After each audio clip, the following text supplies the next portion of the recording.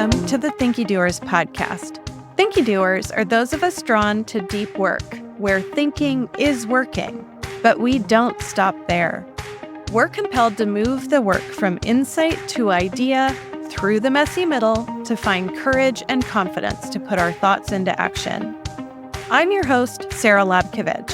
I'm a strategy coach, a huge goal-setting and attainment nerd, and board-certified health and wellness coach, working at the overlap of work-life well-being. I'm also a Thinkydoer. I'm here to help others find more satisfaction, less frustration, less friction, and more flow in our work. My mission is to help changemakers like you transform our workplaces and world. So let's get started.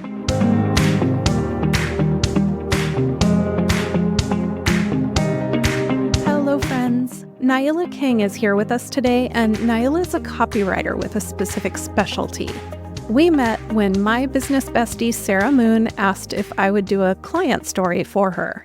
Nailah writes Sara's case studies, but they're actually client stories, not your typical case study. I had a really awesome experience working with Nailah as a client's client, and I wanted to bring her on because she has a unique perspective on helping us more shy, introverted, low spoon, thinky-doer types with storytelling, especially when we feel like traditional approaches to case studies and marketing just don't fit for us.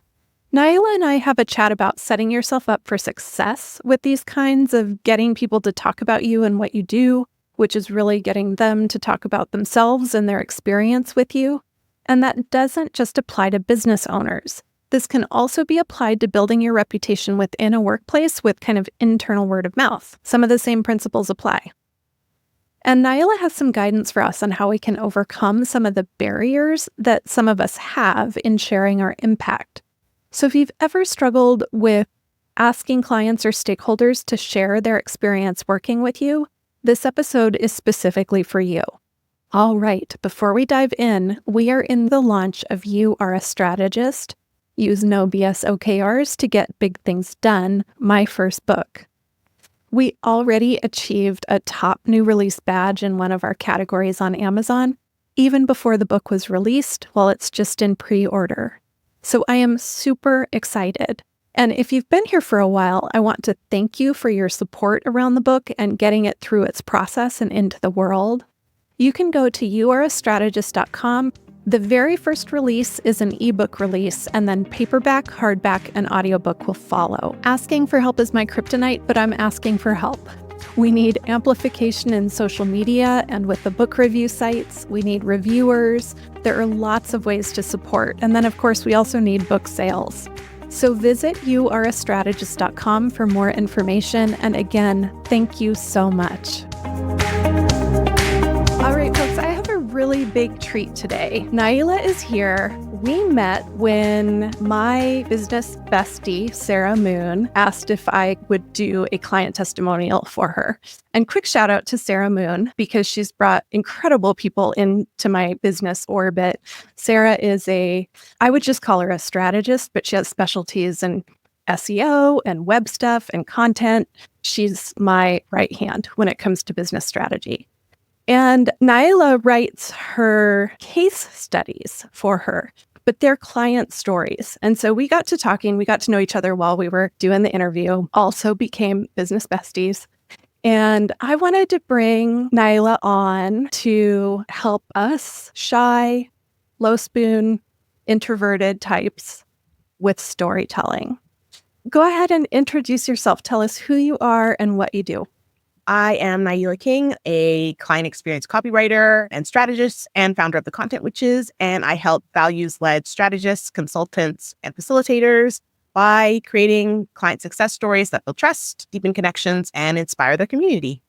It's different, though, what you do than most case studies. So tell me a little bit about what you do differently and what your method is.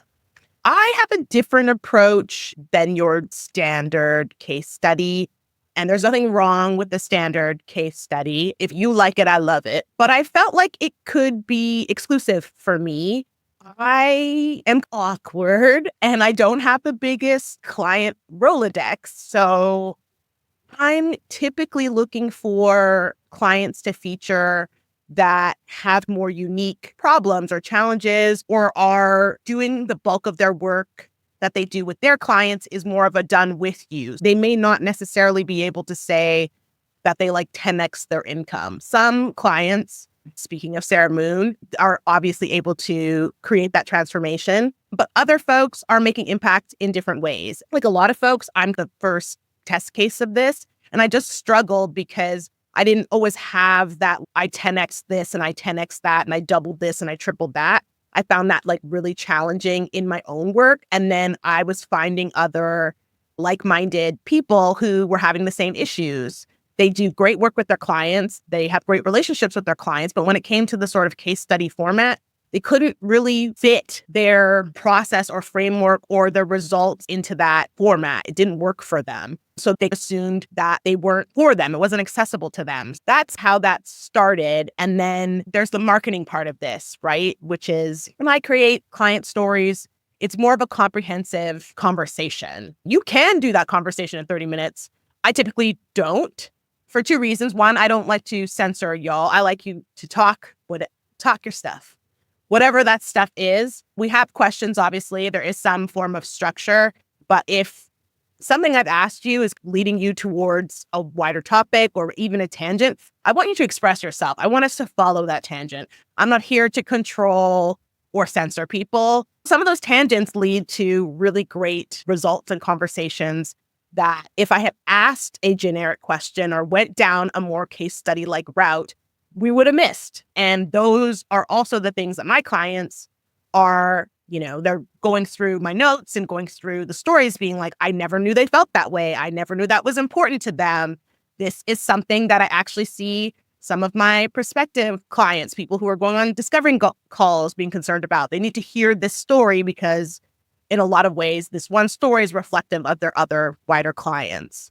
And again, from the marketing perspective, I like to create a lot of long form versions of this so I can chop things up and consistently have a lot of marketing assets to share without always having to go back to square one, because that's how I felt with testimonials. I'd do a project and then the project would wrap. I have to go to the testimonial.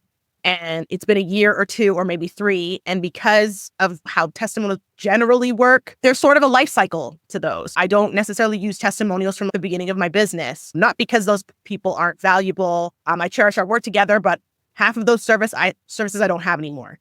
So I needed something more evergreen. So I try to create that in my own work, but also for my clients. So what really is different about what you do is you don't just make the case study that is, I got X result, or the sound bite. You develop stories about people's clients. So you do interviews, and then you develop a story that's about the client, not just about the service or the service provider. Do you remember what brought you to that idea? I feel like those stories are intertwined. The story of what my client is doing and the story of what I'm doing, to me, they are tethered. We can't have one without the other. However, I'm all about centering the client and their experience, because we're often told you have to look for these types of results about an experience that I'm not having. I don't get to tell you what you found valuable at the end of the day.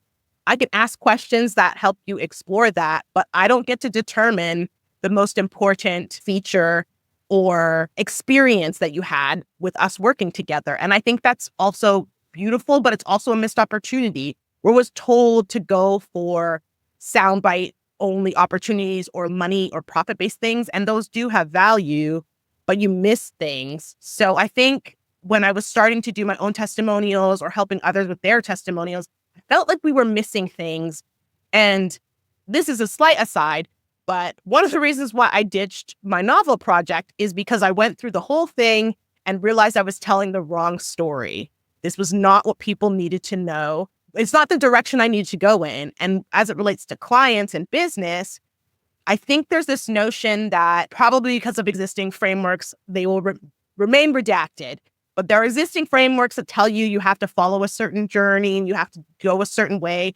And that's just not people's experience. people who are often left out are obviously the people I mentioned who have impact beyond profit. But what if you work with that client again? What happens to that story? What if you don't have a linear transformation? And this happens a lot with low spoons folks. If you didn't have the time or the energy to implement that strategy until a year later, 2 years later, 3 years later, all of these people who are having these great experiences, but there's nuance to that, were being left out. How I thought to do it and pivot away from that was I just would see so many stories just on the cutting room floor because, again, I couldn't make them work into that structure that is universally accepted. And so I decided to create more or less my own and started to ask different questions. This is exactly why I wanted to have you on. I have just realized that marketing the way we're supposed to is not compatible with my brain or my existence after marketing the way we're supposed to for 30 years. You saw how the status quo of marketing wasn't working for you and what the missed opportunities were and decided to do your own thing. In terms of the quality of the work that you do for clients, like super impactful. I felt honored when Sara asked if I would do a client story with you because it's not just good for Sara, it's great for me too, to show up in that way. I think you've found a way to tell stories that feel more compatible for those of us who are values-based, not just revenue-oriented. So how do you think about that as a balance when you're working with clients between our lack of natural wiring for capitalism and still be writing client stories that support a business? There are some people, and even stories I've written about, where the person was like, I need to get this revenue up. I'm not negating those stories. I'm not mad at those stories.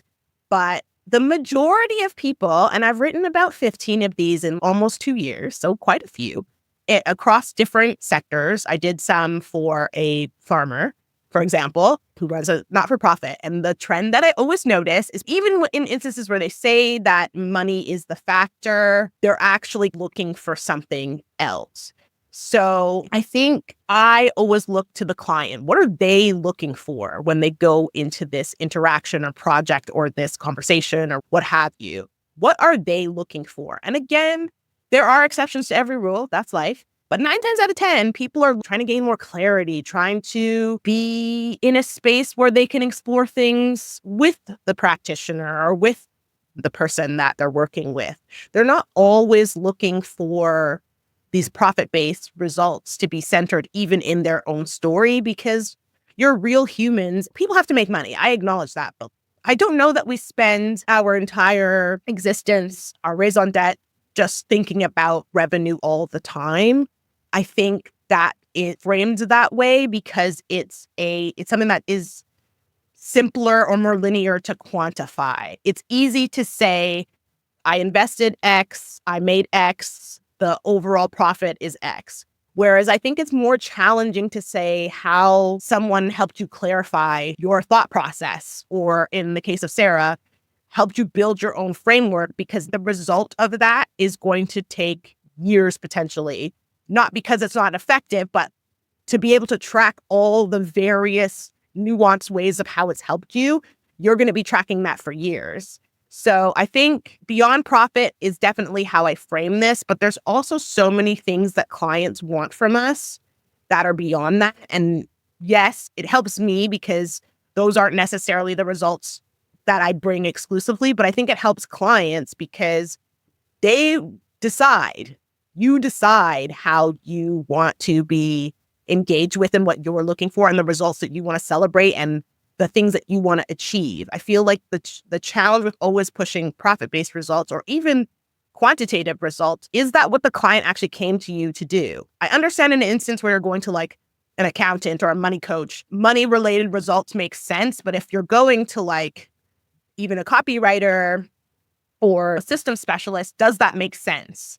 Is that really what every person's going into any partnership looking for? So again, I just let the client determine what's most valuable. What often happens too in the interviews that I have is we'll get to the end of the call and someone will remark like, oh, I didn't realize that this not profit-based facet actually meant a lot to me because we spent a lot of time talking about it. Whereas any other results are very cut and dry. They're like, I made this money. I upped this traffic. And it's a very short conversation. Whereas how my clients made them feel is a so much longer of a conversation. And that tells me in 5 years where they've moved on and they're so successful and they've met all those money-based benchmarks, they're going to remember that you were the client that made them feel good and made them feel proud of their business and gave them clarity.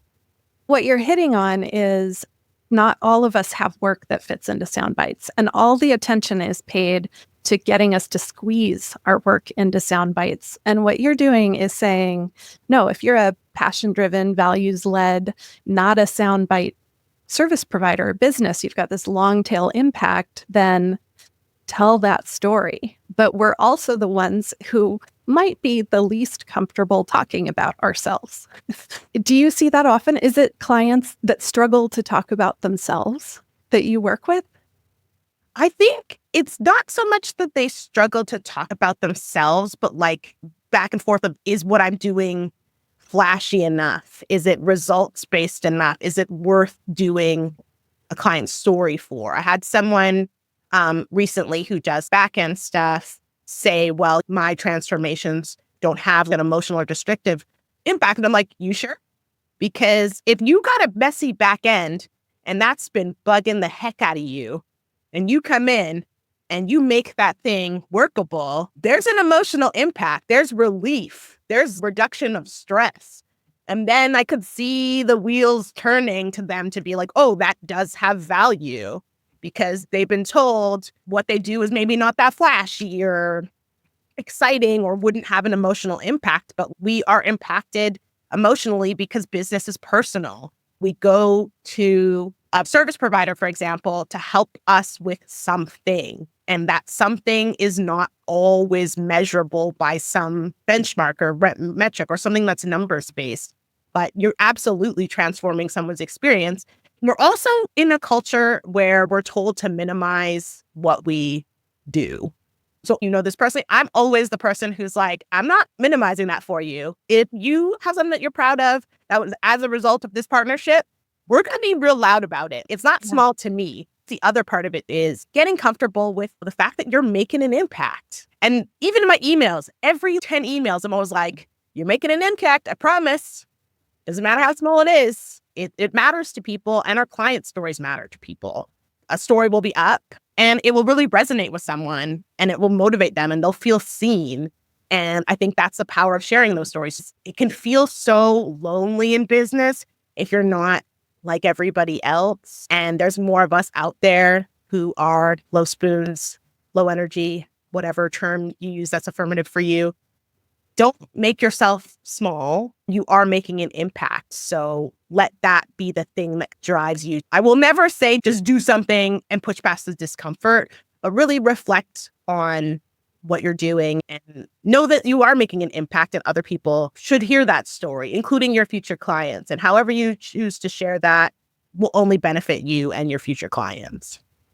I think part of the subtext here that's also really important, but asking for help is my kryptonite. So I try and do everything myself. This conversation is just reminding me that A, we can't do everything ourselves because different people see different things in our work.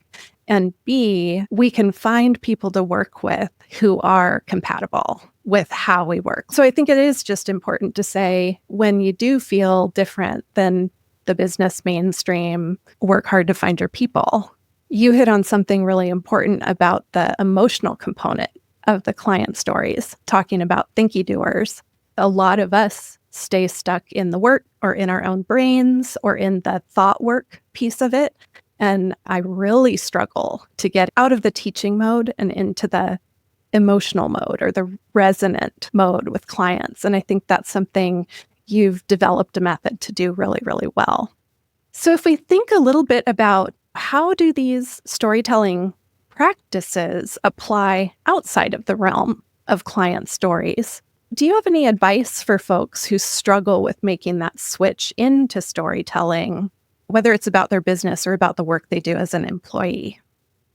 Yes, I always start panicked when I have to talk about anything to do with me or anything in my storytelling. But then I sort of channel the person who needs to hear what I'm saying. pick a format that works for you, whether that's a voice note, whether that's writing. I always go from the sense of like, what did I need to hear? What do my people need to hear? And I go from there. With your book, it's about finding yourself as a strategist. And I think I would approach the doc or the voice note around what did you need to hear before you were on this journey? Because it's probably really, really important to somebody. Feeling seen and recognized by people is so much part of client stories, but also part of storytelling and messaging. And not in the hard copywriting formulas that are like, I've been there too. Sharing your experience and just leaning on what you needed to hear, what would have been helpful. And you hope that it resonates with people. But I know that in your case, it will.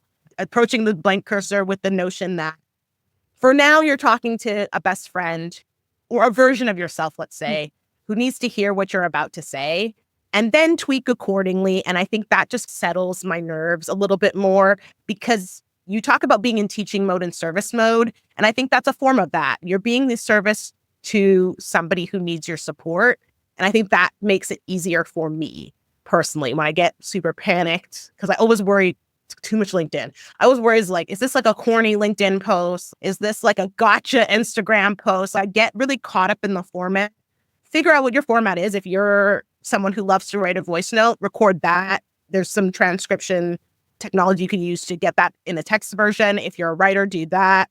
Riff with a partner or a peer if that's easier. And that's just how I get the storytelling started and then go from there. So I don't know about you. I am the world's most shy person. So I love what I do. I believe in my work. My clients are incredible. I am still incredibly shy when it comes to talking to other people. So even with how intimate my relationships are with my clients, I feel weird asking them to tell their stories. Do you ever have days where you're feeling friction about getting on the line and talking to someone? And if you do, how do you manage that?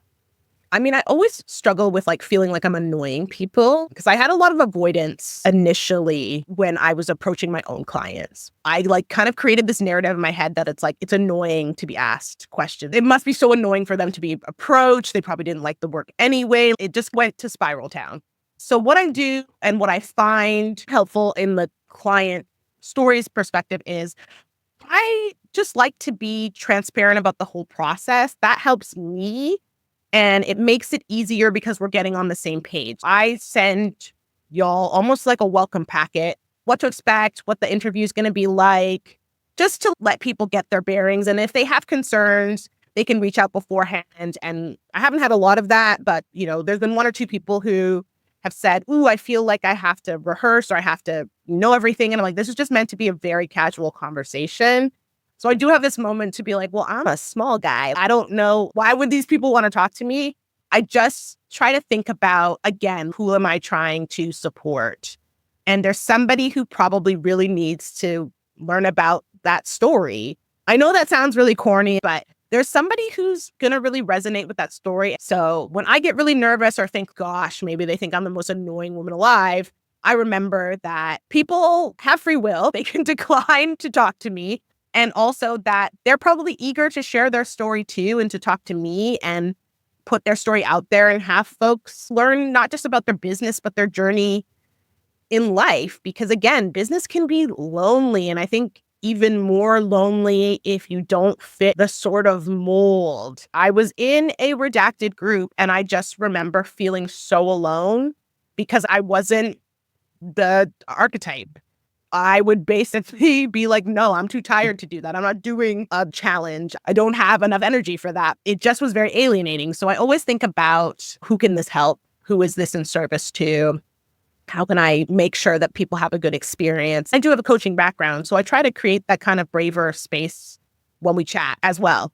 And again, knowing your why is also really helpful. It's helpful to move forward. If you find it like quite dysregulating, I say don't overdo it. It could just be finding a format that's more accessible to you. So some people use tools like Video Ask, which is pre-recorded. So you would pre-record your questions and then the client would record or write or audio record their responses. So some of this is like tweaking the format that works for you too. That actually gets me to my last substantive question. It's not just shyness. I struggle really hard with a phenomenon called rejection sensitivity that comes with neurodivergence for a lot of us. If you struggle with rejection sensitivity, which isn't just about rejection, it is also about how we receive feedback and other messages from other people. So the obvious answer is find someone like you and hire them.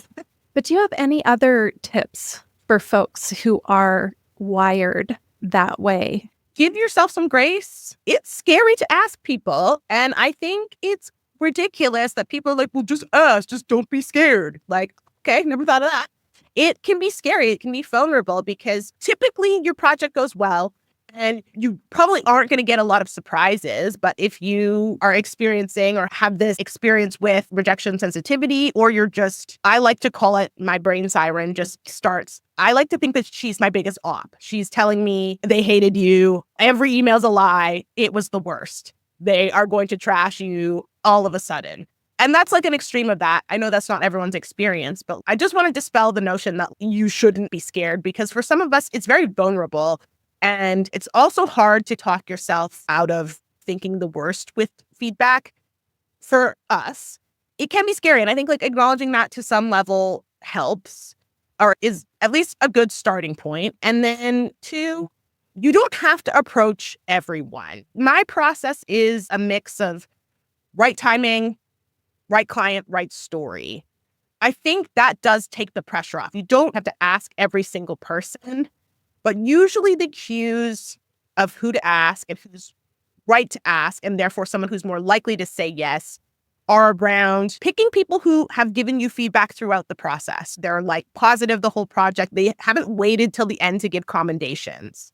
And it could just be notes in a Google Doc, notes in an email. It doesn't necessarily have to be paragraph after paragraph of praise, although I'm sure all of you are lovely and you get that all the time. Which isn't to say that you're stacking the cards to make sure that you absolutely get a positive review, but we want a generative one, right? We want one that showcases our expertise and their genuine client experience. If you're nervous about potentially getting less than favorable feedback, I'm not going to be somebody who's like, that won't happen because I don't know everything. But I do think lean into chatting with folks who, despite your best efforts, that they are enjoying the experience and they want to share and they are rooting for you to continue to grow your business and build your business. And I know all y'all are smart and amazing people. There's tons of those people. Again, it's not to say that if that didn't happen, you shouldn't approach a client, but I think it does take the pressure off. Start with people who you are confident that enjoyed their experience, A, and B, have a lot to say about that experience. You don't have to check in with everyone, and you also don't have to be not scared if that's something that you feel. I think one of the things that you're hitting on is something that's so important. I hadn't thought about the words this way before listening to you, but for those of us who have some rejection sensitivity, it's important that we set ourselves up for success. And that's what you're describing is pick the people where you think you're more likely to succeed. You don't have to start in the deep end. And it's okay to be nervous, which I think is just great life principles for folks that struggle with RSD. Yeah, and I just did a summit and I was saying you also don't always have to start from scratch. Go to somebody who gave you a testimonial. See what they said. Is there anything in that testimonial that you want to explore more? Is there anything that they're alluding to that you want to know more about? Approaching people you already approach may seem counterintuitive, but a testimonial, depending on how you do them, whether you do a form or however you structure that, is that start of that journey, because you typically get a testimonial pretty soon after a project ends. And that tends to be more about your work together, which obviously still has value, but it's less about your results. So I always think you can even take off even more added pressure by just going to somebody you've already gone to for a smaller capacity and start having longer conversations about that experience, because I'm sure they have plenty to say as well. There's still a possibility that they'll say, actually, that's it, that's all, but it's a starting point that I think to me feels more approachable and more accessible. And certainly to my clients, I'm like, you've wrapped a project, now you're going to do it. If you're thinking about long-term and you want to get started, we'll go back a little. There might be some gems in there. I think that helps reduce another one of my personal barriers. You've hit on that client stories don't have to just be testimonials right after the work finishes. What's actually juicy and interesting and would resonate might happen independently of the actual hands-on work long after. Now my wheels are turning about which clients would make the most interesting and diverse client stories. One of the things that when I worked with you on the client story for Sara Moon, you create such a warm, gentle space for people that you get on the line with. Is that on purpose, or can you tell me anything about how you do that for folks? Coaching helps. So I took a coaching course. It's accredited. It's not by a phony. It's legit. And the purview of that is basically to not lead people. Don't follow the galloping hooves. I think that comes from a place of wanting a particular type of result. So I do build questions around the client's goals, but I also leave lots of space for us to talk about whatever comes up. And I know that's probably counterintuitive for other people to be like, why would you let a conversation spiral or like just go in directions that maybe they shouldn't? But I think that's where a lot of really interesting insights lie, is the tangents, the side stories, the asides. I will often watch y'all realize in real time how much something meant to you that you had no idea mattered until we have that conversation. So part of it is, yes, I have this coaching background, which helps me, I hope, create braver spaces for y'all. And even before that, I do give a sort of packet that walks you through the process and gives you the opportunity to ask any questions. But I don't share questions really ahead of time. I fear that it makes folks nervous, and also that they have to give me a particular answer, which is stressful if you think that I'm looking for some special answer. I'm not looking for some special answer. I'm looking for you to give me the answer that reflects your experience, because you're the boss on this call. I'm only timekeeping. You decide what matters to you.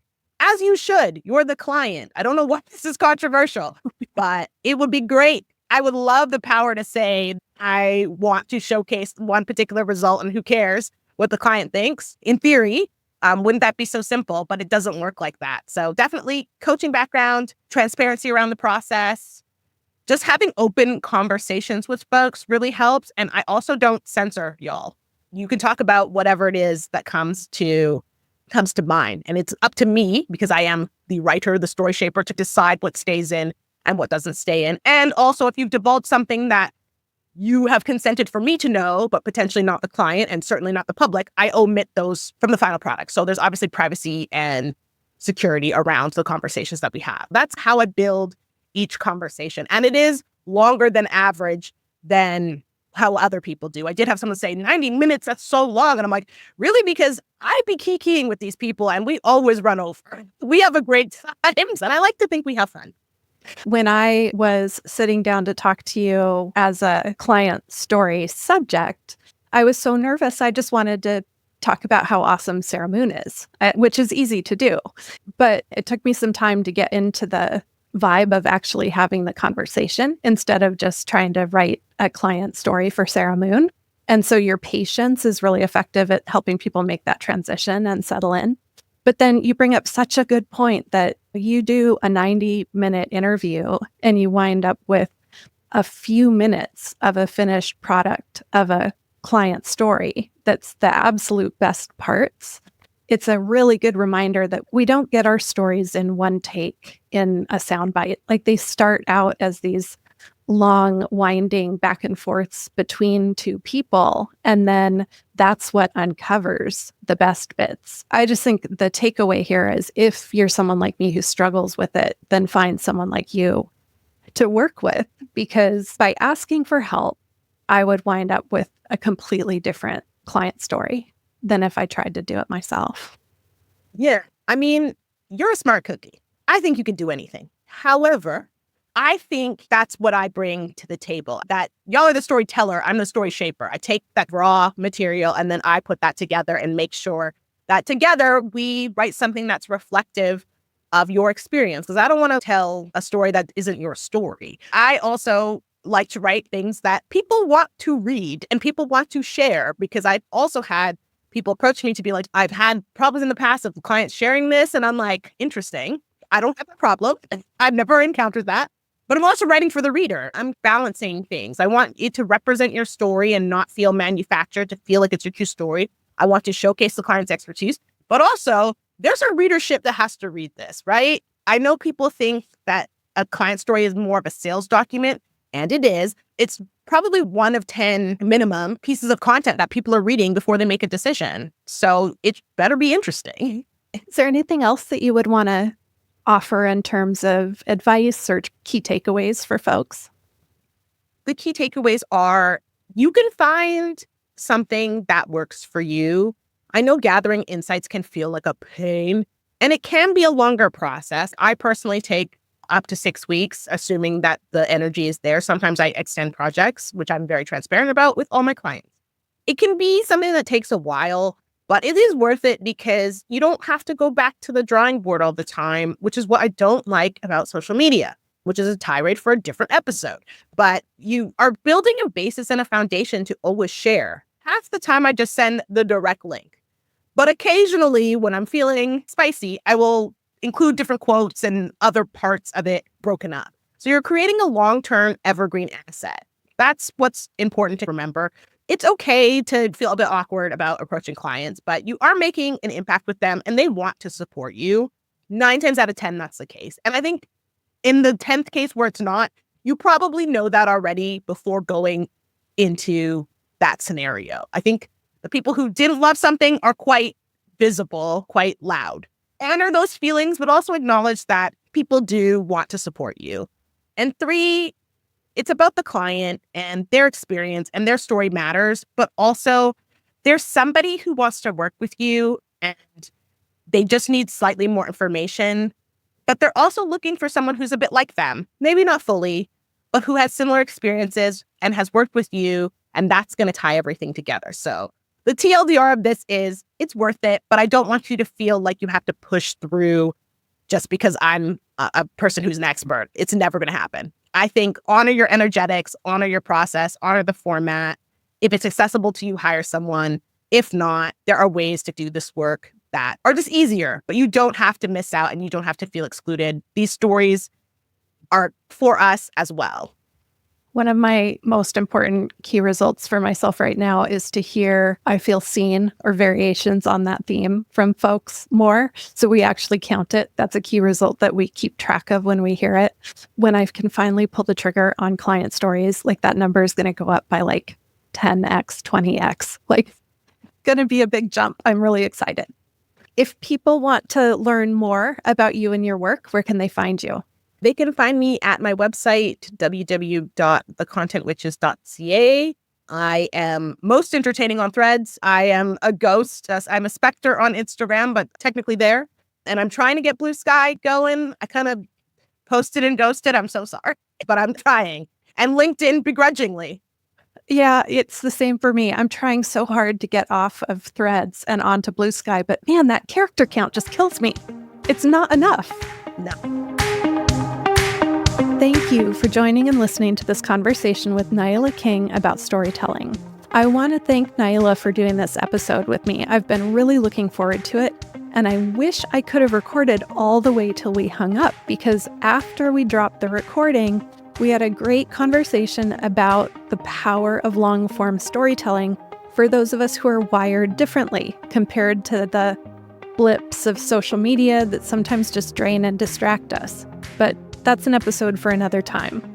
If you want to learn more about Nailah and her work with client stories, you can find her at www.thecontentwitches.ca.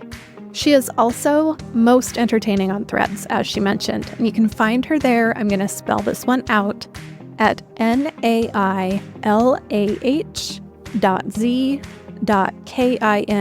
So nailah.z.king. Now, don't forget, it is book launch month, so you can find all that information at yourastrategist.com. Thank you so much for all of your support and for listening today, and I'll see you next time. All right, friends, that's it for today. Stay in the loop with everything going on around here by visiting findrc.co/newsletter and joining my mailing list. Got questions? My email addresses are too hard to spell, so visit findrc.co/contact and shoot me a note that way. You'll also find me at Sara Lobkovich on most of your favorite social media platforms. For today's show notes, visit findrc.co/Thinkydoers. If there's someone you'd like featured on this podcast, drop me a note. And if you know other Thinkydoers who'd benefit from this episode, please share. Your referrals, your word of mouth, and your reviews are much appreciated. I'm looking forward to the questions this episode sparks for you, and I look forward to seeing you next time.